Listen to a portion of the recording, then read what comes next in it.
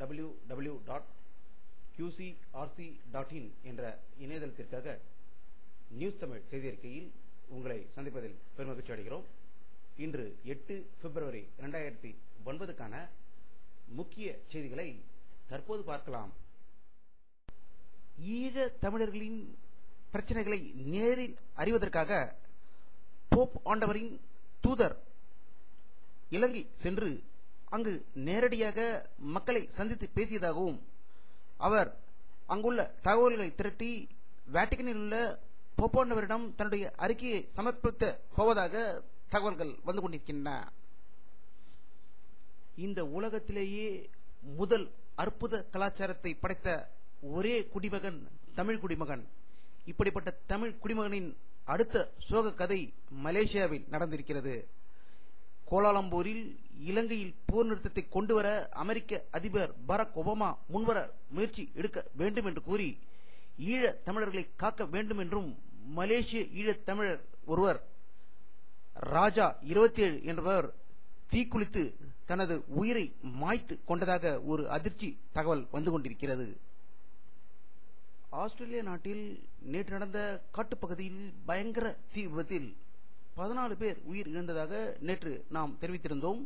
தற்போது அது மேலும் 70 பேர் உயர்ந்து 84 பேர் உயிர் இழந்ததாகவும் 200க்கும் மேற்பட்டோர் வீடுகள் நாசமடைந்ததாக ஆஸ்திரேலியாவிலிருந்து தகவல்கள் வந்து கொண்டிருக்கின்றன.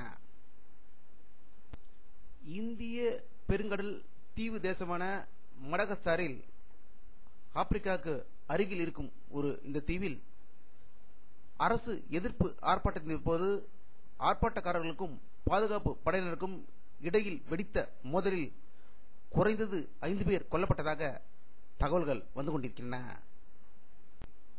தென் அமெரிக்க நாடான பிரேசிலில் ஏற்பட்ட ஒரு விமான விபத்தில் 4 பேர் கொல்லப்பட்டதாகவும் 16 பேரை காணவில்லை என்றும் தேடும் பணி முடுக்கி விடப்பட்டுள்ளதாக பிரேசிலிருந்து தகவல்கள் வந்து கொண்டிருக்கின்றன. பாரதிய ஜனதா கட்சியின் செயற்குழு கூட்டம் நாக்பூரில் நடந்து வருகிறது. இதில் பேசிய குஜராத் முதல்வர் நரேந்திர மோடி இந்தியாவை ஒரே குடும்பம் 42 ஆண்டுகளாக ஆட்சி புரிந்து இந்தியாவை சீர்குலைத்துக் கொண்டிருக்கிறது என்றும் தற்போது மன்மோகன் சிங் பெயரளவு மட்டுமே பிரதமராக இருக்கிறார் என்றும் காங்கிரஸ் குடும்பமும் நேரு குடும்பமும் அவரை ஆட்டி படைத்துக் கொண்டிருக்கிறது என்று ஒரு கடும் குற்றச்சாட்டை மோடி அவர்கள் கூறியதாக தகவல்கள் வந்து கொண்டிருக்கின்றன. பெங்களூரில் நடைபெறவுள்ள ஏரோ இந்தியா விமான கண்காட்சியகத்திற்கு முதல் நாளன்று நடைபெறும் நிகழ்ச்சியில் ஒத்திகை பெங்களூரில் மிக பிரமாதமாக நடந்ததாக தகவல்கள் வந்து கொண்டிருக்கின்றன. ஓய்வு ஊதியம் அளிப்பதில் மத்திய அரசு பாரபட்சம் காட்டுவதாக புகார் அளித்து தங்களுடைய வீர பதக்கங்களை இந்தியாவின் ஜனாதிபதியிடம் திரும்ப கொடுக்க முன்னாள் ராணுவ வீரர்கள் டெல்லியில் போராட்டம் நடத்தியதாக தகவல்கள் வந்து கொண்டிருக்கின்றன. இந்தியாவின் துணை ஜனாதிபதி திரு முகமது ஹமீத் அன்சாரி அவர்கள் மியான்மர் நாட்டில் சுற்றுப்பயணம் மேற்கொண்டிருக்கிறார். அப்போது அவர் சூரியனை பைனாகுலரில் பார்த்து ரசிக்கும் படத்தை தற்போது பார்த்துக் கொண்டிருக்கிறீர்கள். பாராளுமன்ற தேர்தல் குறித்து ஆலோசிக்கும் காங்கிரஸ் கட்சியின் முக்கிய கூட்டம் டெல்லியில் நடக்கிறது. இக்கட்சியின் தலைவர் சோனியா கலந்து கொண்டு பேசுகையில் ஒற்றுமைக்கும் மதசார்பின்மைக்கும் சமுதாயத்துக்கும் பொருளாதாரத்துக்கும் பங்கம் விளைவிக்கும் வகையில் பாரதிய ஜனதா கட்சி நாட்டை பிளவுபடுத்தும் முயற்சியில் ஈடுபட்டுள்ளது என்று ஒரு பயங்கர குற்றச்சாட்டை பாரதிய ஜனதா மீது திணித்திருக்கிறார். வரும் நாடாளுமன்ற தேர்தலுக்கு பிறகு மத்தியில் மதச்சார்பற்ற ஆட்சி அமையும் போது அதில் காங்கிரஸ் இடம் பெற்றால் அந்த கட்சி அந்த அரசுக்கு தலைமை வகிக்காமல் இருந்தால் அதற்கு ஆதரவு தர மார்க்சிஸ்ட் கட்சி தயக்கம் இல்லை என்று அக்கட்சியின் பொதுச் செயலாளர் பிரகாஷ் காரத் டெல்லியில் தெரிவித்ததாக தகவல்கள் வந்து கொண்டிருக்கின்றன. உச்சநீதிமன்றம் வழங்கியுள்ள ஒரு தீர்ப்பில் ரயில்களில் முன்பயணம் செய்தவர்களின் உடைமைகள் திருட்டு போனால் அதற்கு முழு பொறுப்பு ரயில்வே ஏற்க வேண்டும் என்று கூறியதாக டெல்லியில் இருந்து தகவல்கள் வந்து கொண்டிருக்கின்றன.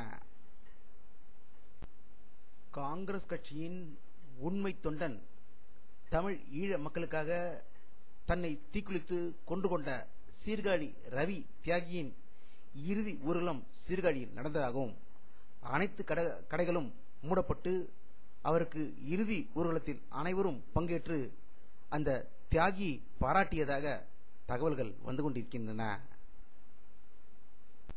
இலங்கை தமிழர் பாதுகாப்பு இயக்கம் சார்பில் ஈழத்தில் நடக்கும் தமிழர் படுகொலையை கண்டித்து மான்ட்ரோ சிலையில் நடைபெற்ற ஒரு மாபெரும் கருப்பு கொடி ஊர்வலத்தில் கலந்து கொண்ட தலைவர்கள் மற்றும் தொண்டர்களை இந்த படத்தில் காணலாம்.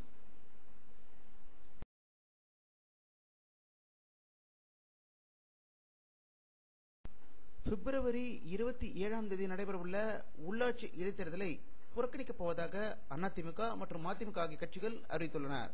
இதற்கு திருமங்கலத்தில் நடந்த தேர்தல் வன்முறை, சென்னை மாநகராட்சிக்கு நடந்த தேர்தல் வன்முறை போன்றவற்றால் நாங்கள் பங்கேற்கப் போவதில்லை என்றும், இந்த தேர்தல் ஆணையர் தமிழக அமைச்சர் திரு துரைமுருகன் அவருடைய மனைவியின் சகோதரி கணவர் என்றும், இதனால் தேர்தல் நிலையாக நடைபெறாது என்றும், நியாயமாக நடத்த மாட்டார் என்றும் தெரிவித்திருக்கிறார்கள்.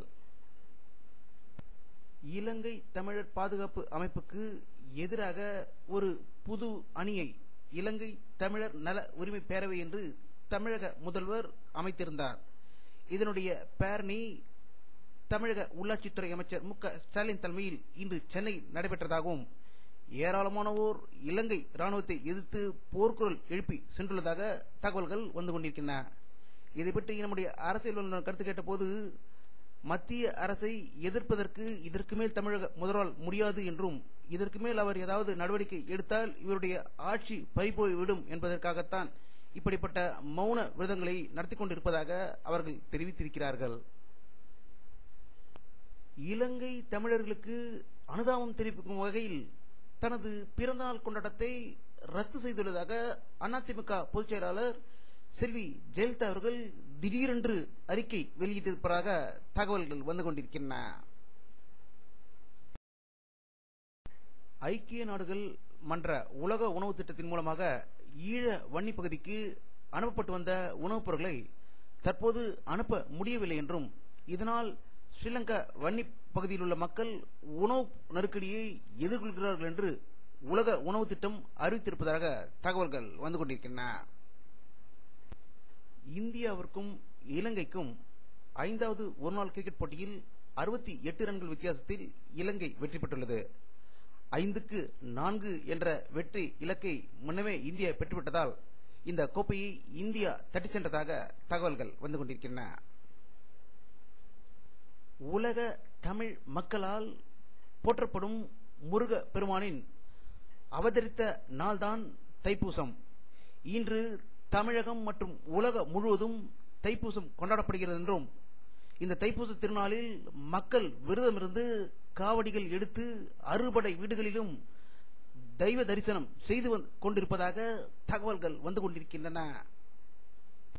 இந்தியாவிற்கு வரும் 2025 ஆண்டு தண்ணீர் தேவை 81,30,000 கோடி லிட்டர் தண்ணீர் தேவைப்படும் என்றும், இதை பற்றி திட்ட கமிஷன் ஒரு அறிக்கையில் செய்தி வெளியிட்டிருப்பதாக தகவல்கள் வந்து கொண்டிருக்கின்றன. வானிலை அறிக்கை 8 பிப்ரவரி 2009 பிற்பகல் 3 மணியில் எடுக்கப்பட்ட சேட்டலைட் புகைப்படத்தை தற்போது பார்த்துக் கொண்டிருக்கிறீர்கள். தமிழகத்தில் மேகமூட்டம் எதுவும் தெரியாது இந்த படத்தில் தெரிகிறது. இத்துடன் இந்த செய்தி அறிக்கை நிறைவடைகிறது. மீண்டும் நியூஸ் தமிழ் செய்தி அறிக்கையில் உங்களை சந்திக்கும் வரை உங்களிடமிருந்து விடைபெறுவது உங்கள் கே பாலாஜி. நன்றி.